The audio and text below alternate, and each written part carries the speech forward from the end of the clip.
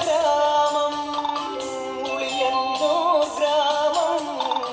തച്ചന്റെ ഗ്രാമം പേരും തച്ചന്റെ ഗ്രാമം പേരും തച്ചന്റെ ഗ്രാമം തച്ചന്റെ പണിപ്പുര ചാരത്താണേ തട്ടും മുട്ടും കേൾക്കാം ചെവിയോർക്കുവിൻ വട്ടത്തിൽ നീളത്തിൽ ചതുരത്തിൽ ഗുണത്തിട്ട തച്ചന്റെ പ്രാഗൽഭ്യം കേട്ടിട്ടില്ലേ തച്ചന്റെ പ്രാഗൽഭ്യം കേട്ടിട്ടില്ലേ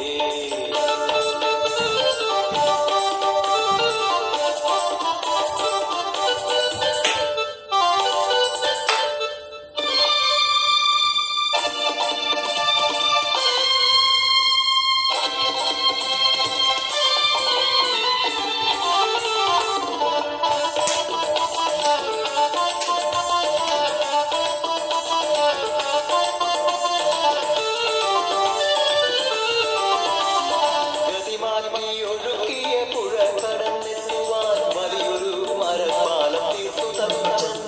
എതിരെ വരുന്നോന്റെ മുഖത്താന്നു തുപ്പുവാൻ പെരുകിയ മരപ്പാവ ഒരുങ്ങിന്നു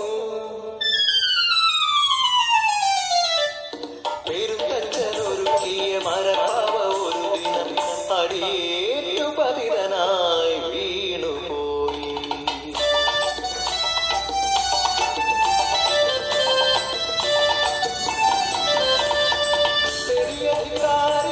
മകനാണെന്നറിഞ്ഞപ്പോൾ ഹൃദയം തകർന്നു പോയി തച്ചനന്ദ്രൻ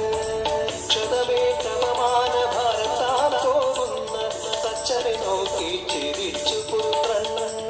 തച്ചനെ നോക്കി ചിരിച്ചു പുത്രൻ ഇനിയാണ് കഥ തുടങ്ങുന്നത്